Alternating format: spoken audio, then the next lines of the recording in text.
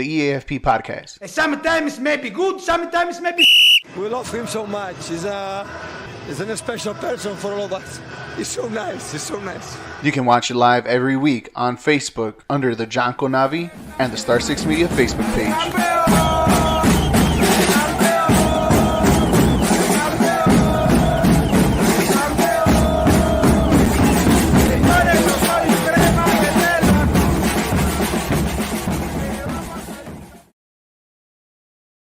Am I not on stream? There it is. Hey everybody, how we doing today? I got this right now. Welcome to the E.A.F.P podcast. You know, Thanksgiving was yesterday. Holiday preparations is the reason why I didn't do the shows the last couple of days, but I'm back ready to talk some more football here for you guys. Some more soccer World Cup. Obviously, it's underway, up and going. Match week 2, match day 2, however you want to call it. It just started today. We had 4 matchups today. Very, very interesting matchups too as well. Woo! Wow, it was a very interesting day. That's to say the least. But we're gonna get into it. To all the shows, to all the games, yesterday's games. I'm also gonna give you guys the grades of how each region has done so far in the World Cup, at least for the first match week. Talk about obviously USA versus England today in a game where it disappointed, but it didn't disappoint. If that made any sense. We're also preview to tomorrow's matchup, a very important matchup between the Selección Mexicana and Argentina, as Group C and Group D are starting their match day live for tomorrow. Match week 2, match day 2, starting tomorrow. So got a lot to get into today. Let's get it going. Let's get it started. As always, guys, you guys are more than welcome to join me on every show. The link will be on the comment section, and also make sure you guys follow and like the John Conavi Facebook page, as well as the Star 6 Media Facebook page too, as well, to get notified when all our episodes are live, all our podcasts, not only just mine, but the other episodes too as well. Big League Chicago, Sports Strip Live, the JCA Sports Podcast, Slap Shot, 3 Up, 3 Down, and Only Football, as we give you guys content every week, every day of every week. So make sure you guys hit the little bell to get notified when all our episodes are live or are posted. And as always, like and share all of our show. Yeah, a lot to get into. Sorry. So yeah, a lot to get into. Let's get on it today. I do apologize for that. I'm just getting the comment section for you guys right now to get going, and here it is for you guys. So yeah, make sure you guys join me right here.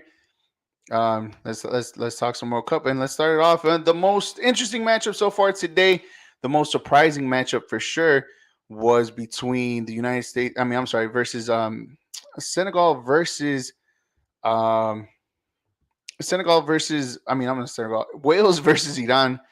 That matchup today was surprising to say the least, ladies and gentlemen. The only reason why it was surprising simply because of the scoreline. It was a very good match. It was okay. Maybe let me not lie. Let me not hype up this game how it was, but this game was it took a while for it to pick up. I mean, it had its moments throughout the game, but the interesting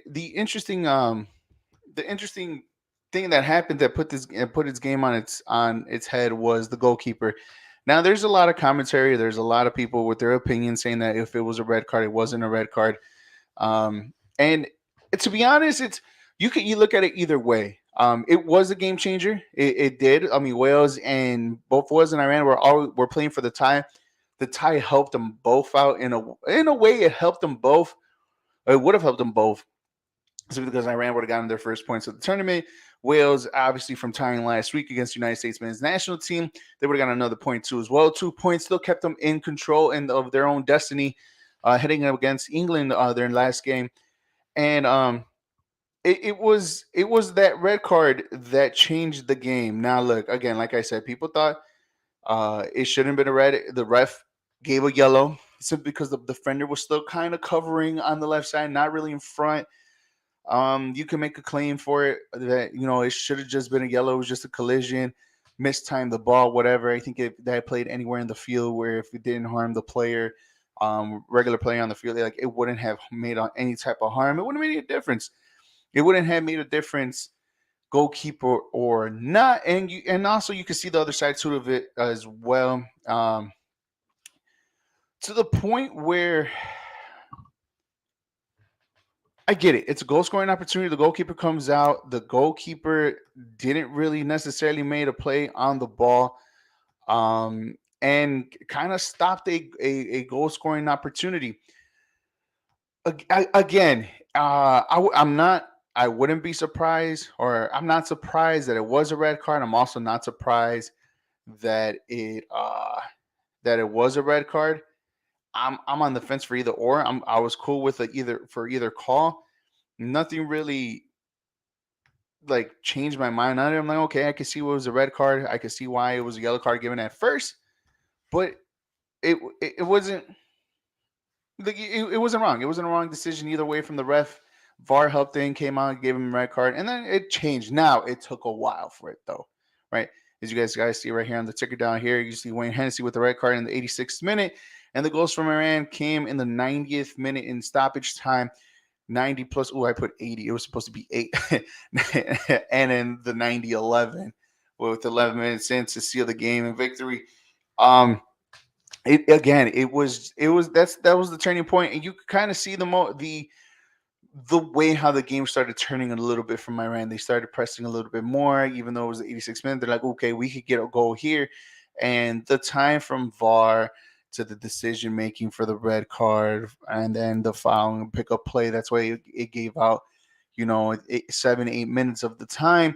And plus, once Iran scored the goal and them celebrating, everybody coming out, they gave them an extra 2-3 minutes, which where Wales went to go press. Obviously, everybody went up. There was only one defender back. They got them on the counterattack.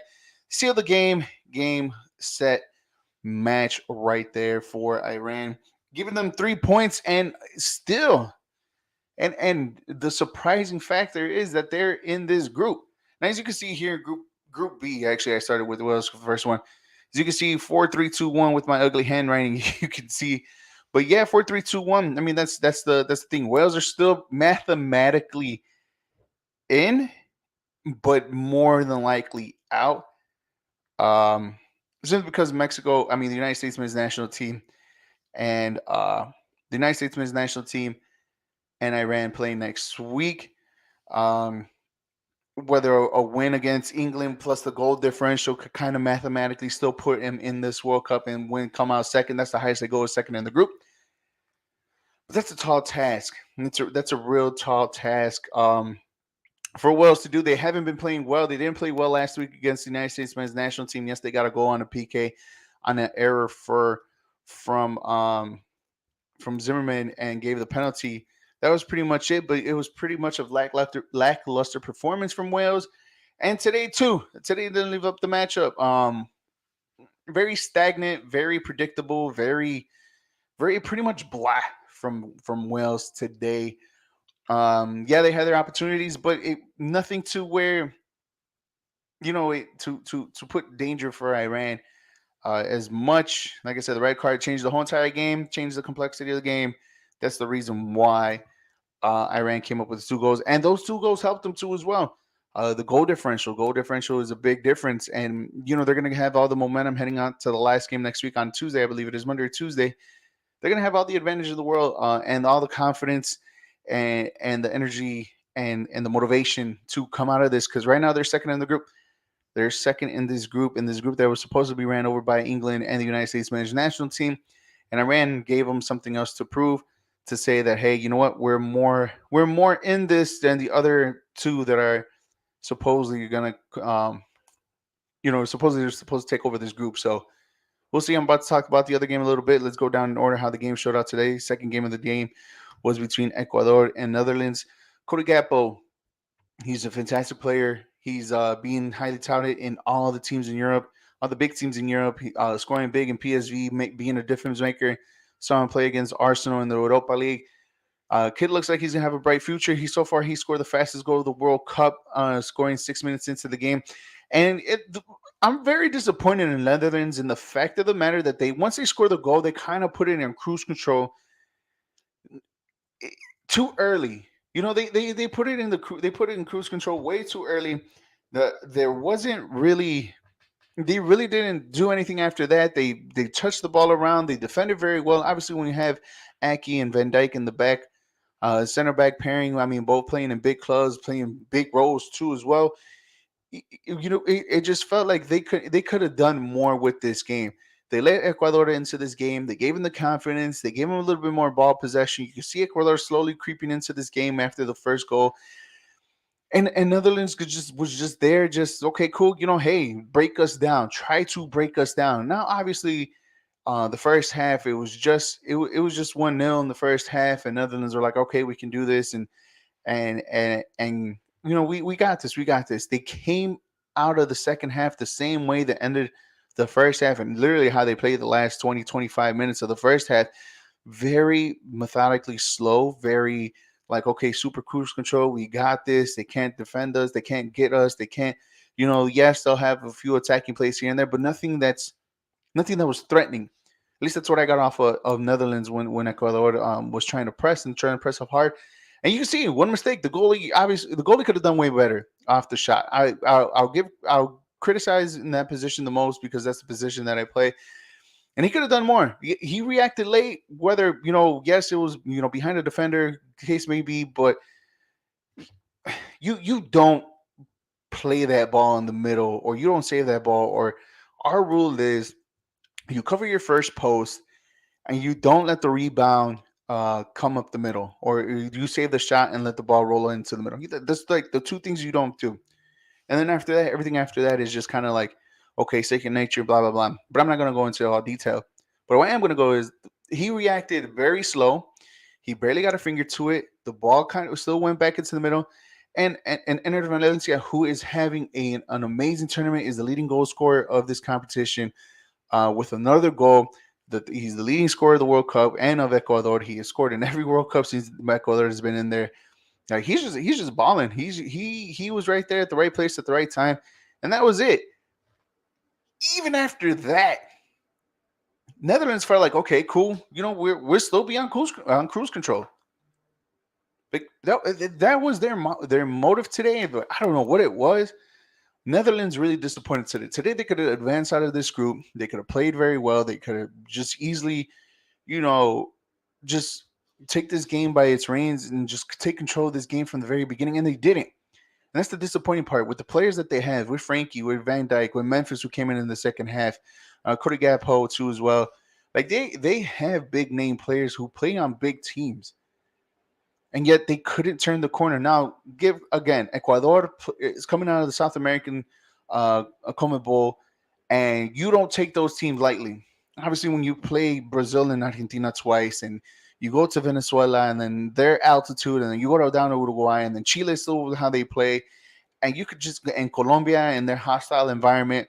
Like playing in South America is a very difficult environment. That's why the South American teams 9 times out of 10 they're well prepared for the World Cup, right? Even Peru, who lost against Australian penalties to the World Cup qualifying playoff round, you still play them tough because these teams are battle tested once they come into this World Cup.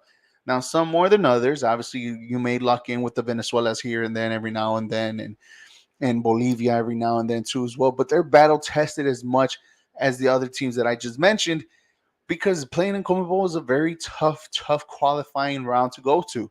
So you don't, just because it's not Brazil and it's not Argentina and it's not Uruguay, you don't take these teams lightly. And Netherlands, they the hard way. They learned that the hard way today, and very disappointing. I'm very disappointed in Netherlands how they played today. And it could have been a lot more. We could have seen more.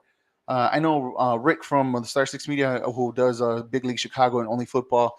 He said Netherlands are good, and I agree. They have the best balance of youth, and veterans in the right positions. Today was just one of those days where they were just like, meh, meh, and that was it. We got a meh performance from Netherlands.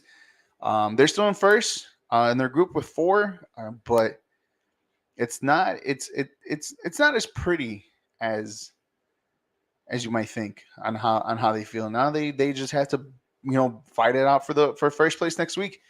Obviously they play against the host nation, so it should be somewhat easy, I guess, and maybe that's why they were just like, meh, let's play cruise control. Let's still dominate the game. There's many different methods. We're gonna get ours next week against Qatar. But in a game like this, it doesn't matter who's your next opponent and what your position is. I think you play every opponent differently. I mean, you play the opponent same hard and tough like you did Senegal the week before. But oh well, they're in right now. You guys are listening to the E.A.F.P podcast and watching the E.A.F.P podcast here on Facebook Live under the John Konavi and the Star Six Media Facebook page. Guys, make sure you listen to all our podcasts every day, every week. And make sure you guys hit the little bell on the Star Six Media and the John Konavi Facebook page just to get notified when all our shows are live. And as always, guys, you're more than welcome to join me on the Facebook page. I am copying the link to as well for you guys to join me. It's on the Facebook page just to talk about the World Cup. And there's nothing else going on. This is the best time, really not the best time of the year, normally because it's in the summertime, but it's on now. It's what we're talking about, and it's going to be on for the next, I don't know, 20 some odd days. So let's just enjoy the conversation while it's on right now. The second game of the day, it was I'm trying to get the banners for it, ladies and gentlemen. Give me a second. Senegal versus Qatar. I'm sorry, I had that backwards. Senegal and Qatar were the second game of the day. But Senegal and Qatar, 3-1. I didn't put that as a ticker. 3-1 Senegal. It took them a while to get this game going. It kind of was another slow build up to this game up until Qatar scored in the first minute. Scored in the 31st minute of the game. Just to kind of, all right, we're going to see this going on right now. This is where Senegal is going to take over. Senegal. Now, so far, the African nations at this point haven't gotten a single point out of the first match week, and Qatar got the first points out of the group, out of their region. But again, a very dominant performance from Senegal. You kind of, again, it was a game where it wasn't men amongst boys as it was last week, but with Qatar and Ecuador, or as close as dominant. But Senegal had complete control of this game. There was no that much space for Qatar to get something out of it. Yes, Qatar got the goal. They got the first goal in the World Cup in their history, but that was basically mainly more a constellation of what their tournament was going to be like.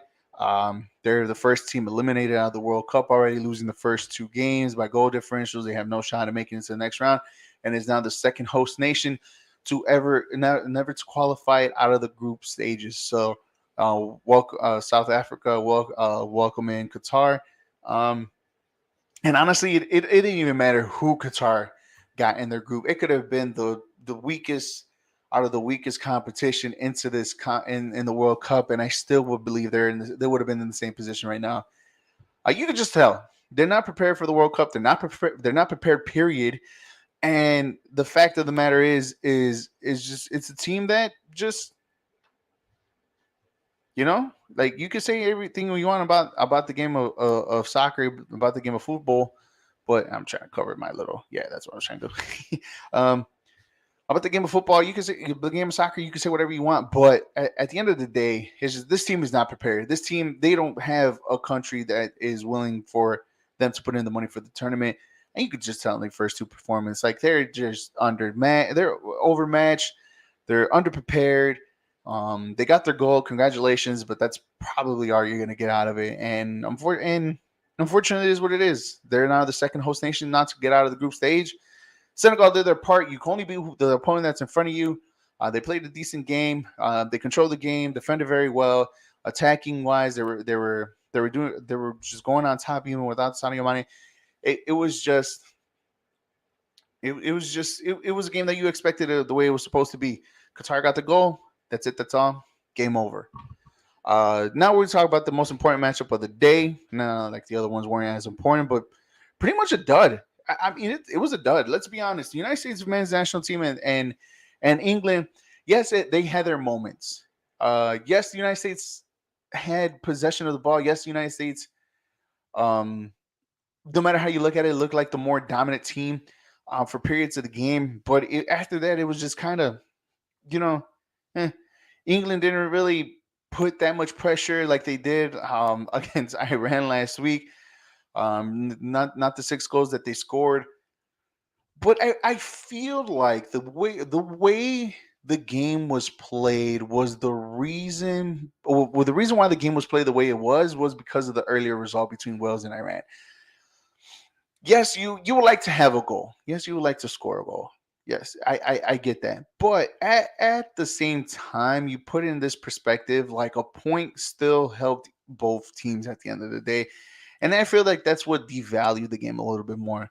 I feel like if it was Wales that came out winning this game, they would have applied a little bit more pressure because, to be honest with you, we all thought in this group it was going to be the United States, England, Wales, in that or in whatever order you want to put them in the group, and that was going to be the toughest competition. Iran coming in here, scoring the 2 goals against Wales, putting this group on its head, and now everybody has points in this group.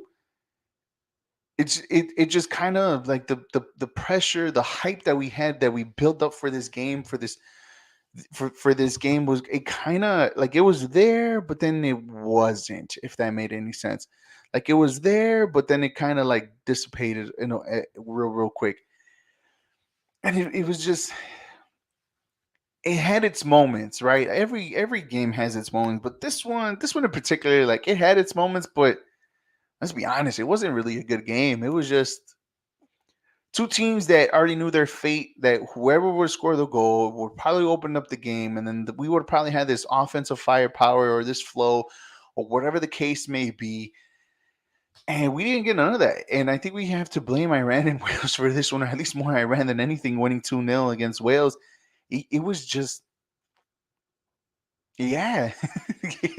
I don't know what to tell you guys. I mean, I was hoping for a better game, for a better result, and we got what we got simply because both teams, out of, you know, I mean, England, Iran, and the United States still control their own destiny, right? England with a win or a tie, depending on other matchups, they will win the group, right? The United States men's national team, it's simple. They have to win and they're in, right? England win, they're in first.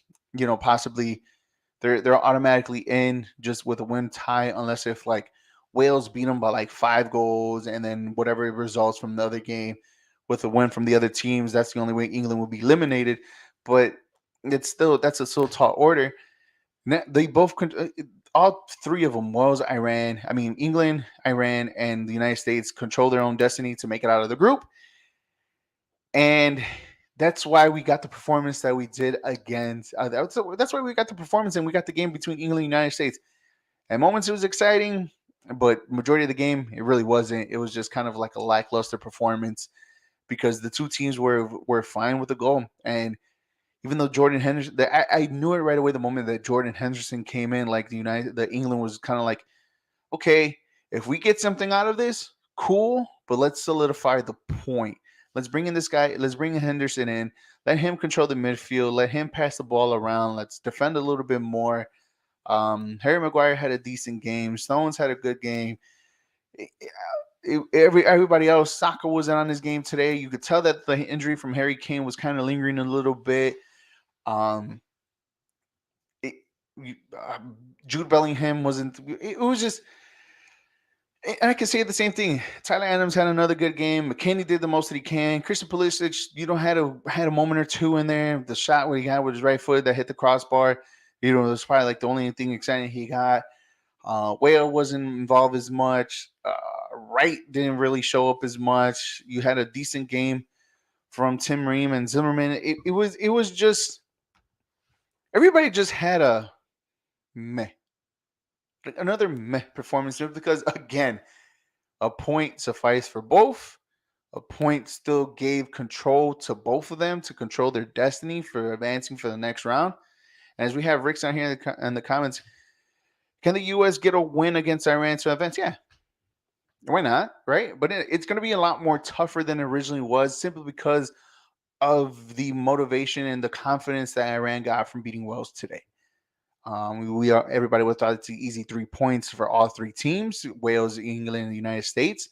Iran would have been eliminated by now, but case may be, they beat up on themselves, and whoever got the best goal differential would have advanced to the game. Great. But now, like, since it's turned on its head, you got Group B in my ugly handwriting right here. You got England with 4, Iran with 3, US with 2, Wales with 1. the three teams control their destiny. A win, England with a win, first place. Even with a tie and the United States win, they will still be in first place because of goal differential, right? The only way they don't get first place if they tie against Wales, but Iran wins. Iran gets second place because right points. Um, Easy win and they're first. Same thing. The United States can only go as high as what first. If England somehow some way loses to Wales, that they could get in first place and advance as the number one team in the group. But regardless of the fact, these three teams control their destiny with the result next week. That's it. So I'm hoping, and I'm about to give my grades right now on the first matchups, first weeks of every region. I'm about to give them my grades, my personal grades on how each region, the African region, CONCACAF, CONMEBOL, South America, Asia, Europe, all that. I'm about to give my grades right now. Just my personal grades on how I felt, how everybody had played so far their first game since we already start the new match week this week. So yeah, I mean, look, anything's possible, right? This is probably right now the group that everybody's looking at because of who's still available and who's still who can still control their own destiny at the end of the day for this one. In Group A, it's almost kind of solidified right here. I mean, Netherlands with 4, followed by Ecuador with 4, followed by Senegal with 3. Another group that's kind of open. Senegal has Ecuador next week. Netherlands have Qatar, so you kind of give Netherlands the advantage there and give them the 3 points. It's just now a fight for second between Senegal and Ecuador, which was the way it was supposed to be in the first place, anyways. So, next week should be a good one. And we're just sitting here and waiting. Today was kind of the day where you either get the pure excitement or you get what you got today, where it's just meh performances. Teams already know their destiny, knowing their faith and what they have to do to control their destiny to advance for an intense matchup next week. Um, and again, like I said, Netherlands has Qatar, Ecuador and Senegal, United States and Iran, and England versus Wales. Those are the next week's matchup. Reminder that there's 2 games going on at the same time for the third match. So at 9 o'clock, I think it's Netherlands. The Group A play at 9, and at 1 o'clock, Group B plays. They all play at the same time. That way they know the results on who advances and stuff like that. So, but nowadays the social media, the crowd kind of gives away that excitement, and then everybody will know eventually within a minute or two after the other game's over. So, yeah. Again, Met games disappointing in Netherlands today. Today was, like I said earlier, Netherlands very disappointed today. England and United States was a dud in my books. Senegal did what they had to do to win. I mean, they got the 3 points and they defeated Qatar, and obviously the surprise of the day. Should it be a surprise simply because how Wales played last week? No, but I mean, given the players on the team, the Gareth Bales, the Aaron Ramsey, the Jameses, the Hennessy's, everybody like that who are playing in top leagues in all across Europe, and Gareth Bale and MLS. You thought Wales probably would get away and finally get their win this matchup, and it wasn't that case. And they got what they got. I mean, obviously the turning point of the game was a red card. Either way, you can have your opinion about it. But was it a red card? Sure. Was it a yellow card? Sure. Depends how you look at it, whatever it is. But that was the difference maker of the game. And Iran tried to take advantage of it, and they did. And they got their first 3 points. So congratulations to them, and it makes an interesting matchup for next week. All right, so tomorrow, ladies and gentlemen, boys and girls, tomorrow is a very interesting day for me in general. And obviously, I didn't wear I had my USA stuff today. I just took it off because I can't eat. So, yeah, that's why I couldn't bust it out. But tomorrow, 4 a.m., probably the one that probably nobody's probably going to watch anyways and wake up that early, go see Tunisia versus Australia in Group D. Followed by at 7, Saudi Arabia and Poland. Again, another matchup to where it only interests a certain group of people. I guess you can say, depending on the matchup on how it goes. Saudi Arabia last week leading the group, surprising result, beating Argentina 2-1, while Poland and Mexico tied in a 0-0 draw. And it's an interesting matchup. See what kind of polling we got. They need a result because of the first matchup, and Saudi Arabia is probably going to come up with all the confidence in the world. Whether their best performance was last week, I mean, by all be it, hey, that's their shining moment. If you guys didn't hear or you guys didn't see on social media, the Prince of Saudi Arabia is going to give every single player, all 26 players on the Saudi Arabia team, a Rolls Royce, and that's how you say it, Rolls Royce, Rolls Royce. Yes, yeah, that's the gift for beating Argentina. Now imagine if they get out of the group, probably in first place. What the prize is going to be? What are they going to receive from the Prince of Saudi Arabia? Hell, if a Rolls Royce is for beating Argentina for coming out first of the group, they'll probably be set for life. Mansions for everybody and no payments whatsoever, all built, brand new, utilities paid, you name it. Imagine if they make it far into like the semifinal, quarterfinal. What else they'll get? So that's a surprising one. That's an interesting one too as well. It's crazy, crazy, crazy story coming out of there. But it's true. Apparently, the Prince of Saudi Arabia is going to give all 26 players in the Saudi Arabia team a Rolls Royce. So yeah, pretty cool. Friends, Denmark, the interesting matchup of the day from Group D, and probably the biggest anticipated one since the drawing came out of the World Cup a couple months back.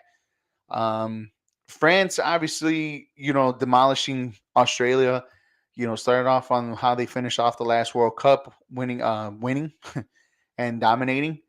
As for Denmark, it was a lackluster performance again from lackluster performance from them. You expected a little bit more. This was kind of one of those dark horses European teams that everybody thought was going to make it far into the World Cup, and they didn't live up to the expectations after having a good Euros. Even what they dealt with Christian Eriksen, they still had a great performance. They went all the way up to the semifinal. Everybody was cheering, and they were just the darlings of that tournament, and I think that carried on over into this World Cup. Everybody thought that they were going to have a easy run-in with Tunisia. Tunisia dropping back, defending very well. Made it complicated for Denmark, and it was a very open game. Even Tunisia was giving Denmark a run for their money. Schmeichel had to come up with a few key saves to keep this game at 0-0. So even though it was a very exciting 0-0, for some it was a very disappointing result for Denmark. But now they have the opportunity tomorrow to play against the world champs and give them a run for their money. See what they could come out of with this one out of Group D. And the most anticipated matchup for tomorrow at 1 o'clock. Nobody bother me. Nobody text me. Nobody. Well, you can text me. I'll probably answer back, but nobody bother me like that, right? If you're having a kid, congratulations. If you're getting married, congratulations. If you're having a birthday, happy birthday. I'm already giving you an early gift right now, or early happy birthday from you. Whatever you're celebrating that day from 1 to 3 o'clock, you're not going to get my attention unless we're talking about the Mexico Argentina game. That's it. That's all.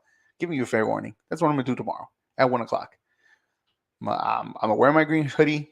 I'm going to rock it. I'm going to sit down and I'm going to be a nervous wreck. Simply because I feel like there's going to be a desperation coming out of Argentina after last week's result. I feel like we're going to have a very angry, a very forward advancing Argentina to where I don't know if Mexico can handle that situation. Now, if Mexico can handle that situation and surprise, look, they've done it. Every World Cup that they had where they felt like they're the underdogs and the big scene came up. Germany in 2018, Brazil and Croatia in 2014, France and Uruguay in 2016, right? Even though they lost against Uruguay, they still came up with a very good matchup that way. In 2006, I don't remember who did they play in 2006 that I can't remember for the life of me. They had a very good matchup too as well. In 2002, they had Italy where they tied 1-1 where had Borghetti go. So every big matchup against big teams in the World Cup, Mexico has shown up. Can they do it tomorrow? My confidence level wasn't very high with the Selección Mexicana coming in, and even to last week's game or on Tuesday's game against Poland. My confidence level just rose just a little bit because I did like what I see, even though there was no final end product with La Selección Mexicana going up top and scoring goals. Even with all that being said, Again, what Argentina team are we going to see tomorrow? Because we know they're going to be all mad as hell after Tuesday's performance of them not scoring a goal and them losing. I mean, not scoring a goal. I'm sorry, I apologize. Of them losing to Saudi Arabia last week. I'm worried. I'm worried about the selección mexicana. I wouldn't. It wouldn't shock me if Argentina wins by a big margin, like a 4-1, 4-0, 3-0, 3-1. Like it wouldn't surprise me like they did in 2010 in the World Cup. That 3-1 scoreline. It wouldn't surprise me if it would be a 1-1 game. It wouldn't surprise me. It would surprise me if Mexico comes out with a victory. And the only reason why it surprised me because of how Argentina has like set up this team, and maybe it was a fluke. Remember, there's only one team that has lost their first matchup and ended up winning the World Cup, and that's Spain in 2010. Can that still happen? Yes. Can the result of the earlier matchup between Poland and Saudi Arabia dictate how this game is played? Maybe, but I feel like Argentina is going to come in pretty upset and desperate. They need to be desperate. Um, there were 0 points when they were supposed to already have three. So it worries me a little bit that how Mexico can handle the pressure. And if I see that la selección mexicana cannot maintain or keep up with Argentina, it's going to be a long, long day. I mean, not even Dios and Memo Ochoa could probably do what he can. I mean, if somehow we get the mixture of Brazil in 2014 and Germany in 2018 with a little bit of Croatia in 2014, if we get that all in one and Ochoa just saving everything left, right, all around, we have a shot. But even then, asking for a 37-year-old to do all that is asking for too much. So yeah, I'm gonna be all nervous and all worried as heck for tomorrow. But let's just hope that Mexico comes out with a great performance. And then for tomorrow's episode, right after the Mexico game, I'll be live here on the E.A.F.P podcast. Literally right when the game is over, give me like 10, 20 minutes to do the production. Maybe I'll probably do it during the game. But give me like 10 minutes, and I promise you I will be on live right after the Mexico game is over. Breakdown on tomorrow's matchup here on the E.A.F.P podcast. It's going to be live on the same media platforms on Facebook Live, YouTube, Twitter, and Twitch under the JCA Sports Podcast, on the John Conavi Facebook page and the Star 6 Media Facebook page as well. Just as always, like, share all of my episodes, and not just my episodes, but all the other episodes under the Star 6 Media platform too as well. My nose is itching. It's bothering me. There it goes. Yeah, so just make sure you guys follow. Stay tuned. I'll be posting up on my own personal Facebook page and also the John Conavi Facebook page and the Star 6 Media Facebook page on my show that's going to be on tomorrow. Remember, it's live right after the Mexico Argentina game. I might do it down here. I might do it in my living room. If you want to see a very excited Eric tomorrow, if the Selección Mexicana have a great game and post out a win, I'm going to be excited as hell. If you want to see a very angry, very disappointed Eric if Mexico, with the dud, tune in after the game tomorrow, where I'm gonna be live and talking about La Selección Mexicana tomorrow. All right, I'm about to wrap this up real quick, I'm gonna give you guys, and I forgot to take this banner off. Now I'm doing that right now, but I'm gonna give you guys my match week 1 grades. That's all the teams in each region, from Africa to North America, South America, Europe, Asia, and the Oceanic one, adding Australia into that one. I'm gonna give you guys my personal grades. If you guys want to give me your grades on how each region did, it is going. You make sure you just put it on the comment section. I'll read it for you, or join me and talk about what grades you guys will give each region. And tell me what you guys think. Let's start off with Guitar F. I think they're part of. I think they're part. I want to say what I don't know, but you're right. Qatar F minus for sure, and you're right, Rick. It's an easy one to put that one too. But let's go. Let's start off in Europe. I'll give Europe a B plus. The only reason why I'm giving them a B plus is obviously, France dominated. The 7th spot that Spain did on Costa Rica. Netherlands against Senegal. That was another great performance too as well. Who am I missing? I feel like I'm missing another one too. Portugal and Ghana. That one kind of it soured a little bit the performance or gave them a less grade. I mean, look, there's a lot. Look, Croatia didn't play good. Germany lost their had a lead and lost it. Belgium, even though they won against Canada, it was kind of another lackluster performance from them. Again, like I said, they're overrated and rightfully so. Denmark didn't look good. Poland against Mexico didn't look good. England, I mean, they trashed Iran, but that was the way it's supposed to be. Wales didn't play good against the United States men's national team. Switzerland, they dominated that game. They got their only goal. It took them a while to get a goal too. So, and Serbia didn't have a shot. They injured Neymar. They injured Danilo. They didn't have a shot against Brazil. You could tell they just want to go there and hurt people or hurt the players of the Brazilian team because they couldn't keep up with it. Yes, they had moments, but there was like throughout a 97,000 minute game that they had, whatever it is. I know I'm over exaggerating, but out of a 98-minute game, probably like 5 minutes of that game was just Serbia playing well against Brazil. But that was about it. That's why I'm giving them a B plus. They had other performance. What helped them was Spain, France. Portugal helped them out a little bit. The dominance of Switzerland against Cameroon. But again, most of the European teams all duds. Poland, Wales, Denmark, Croatia, who were the runners up of the World Cup the last one, and then Germany losing and having the lead and losing against Japan. That's why I give them a B plus. It should have been a little bit lower probably, but Europe to me B plus for sure. So next moving on after that the CONCACAF C minus, and I think Rick and I are in agreement right here. He gives them a C. I give them a C minus. CONCACAF is a C minus as I'm grading each region in the how they did for the match week one performances.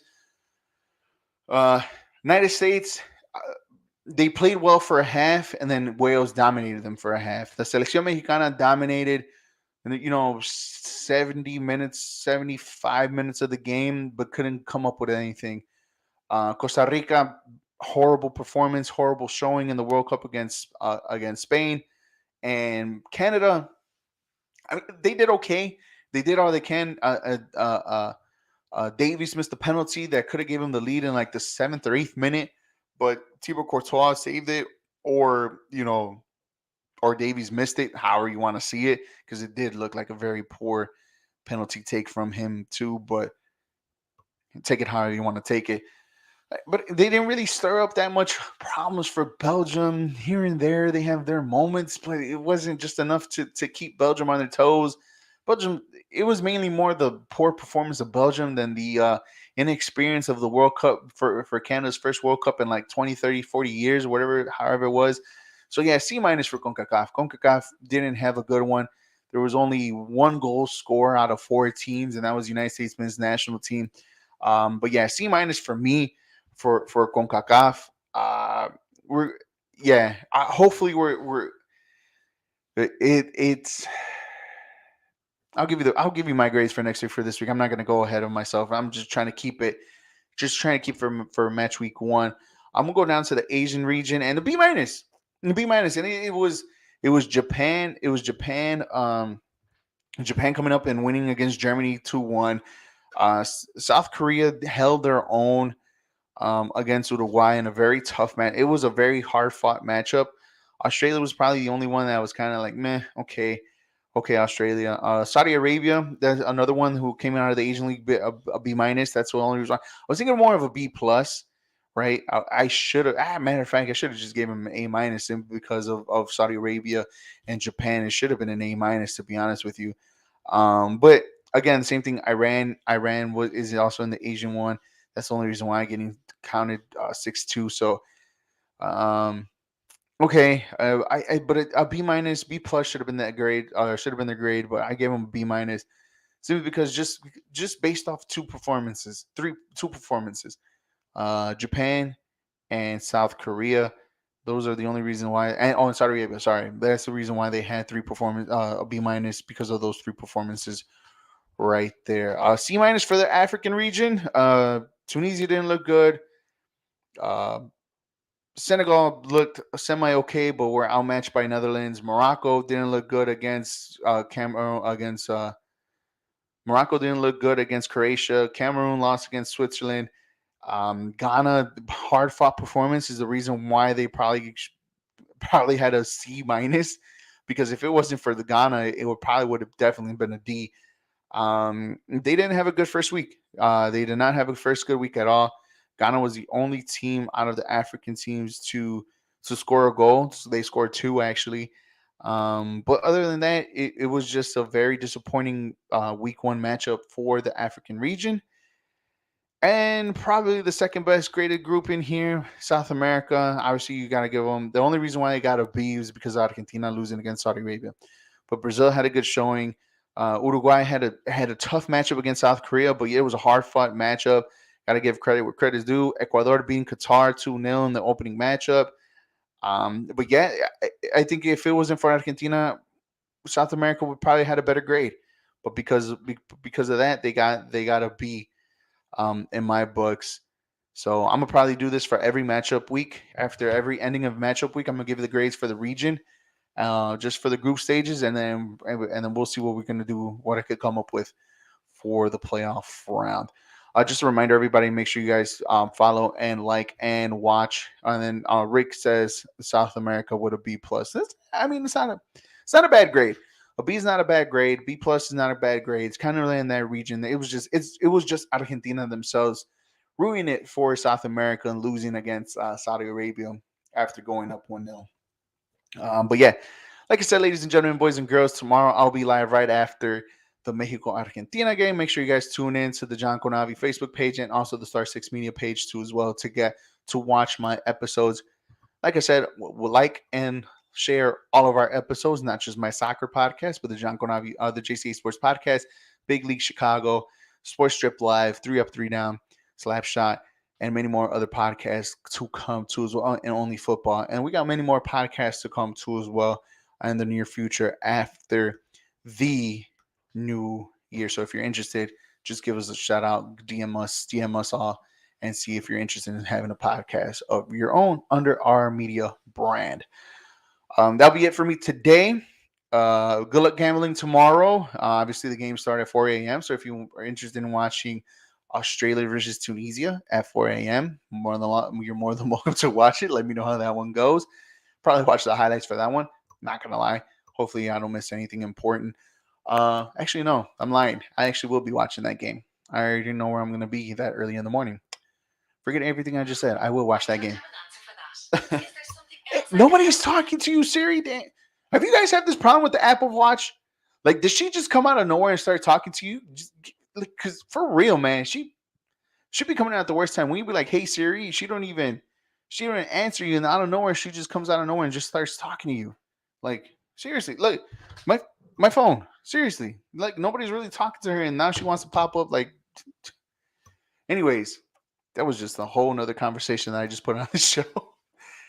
But yes, like I said, tomorrow 4 a.m. Australia, Tunisia, then 7 Poland versus Saudi Arabia, at 10 o'clock Denmark, France, and at 1 o'clock the important one, Argentina versus Mexico. And like I said, I'll be live tomorrow after the game, so that'll be like roughly 3:20, 3:30-ish, 3:15-ish. So tune in there, like our shows, hit the little bell to get notified when we're live. I'll be posting up on the Facebook pages and social media. Until then, guys, thank you for watching. Thank you for commenting, Rick. I will see you guys mañana with hopefully in good spirits. So I'll see you guys tomorrow. The E.A.F.P podcast. Wrong one. I will see you guys tomorrow.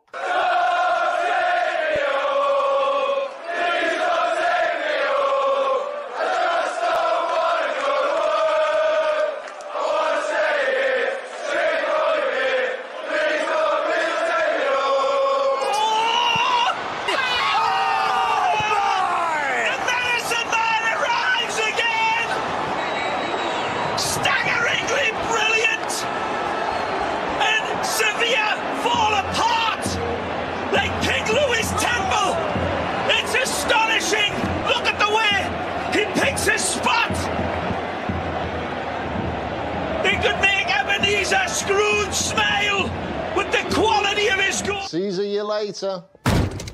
Oh. Yes. Yes. He's intolerable.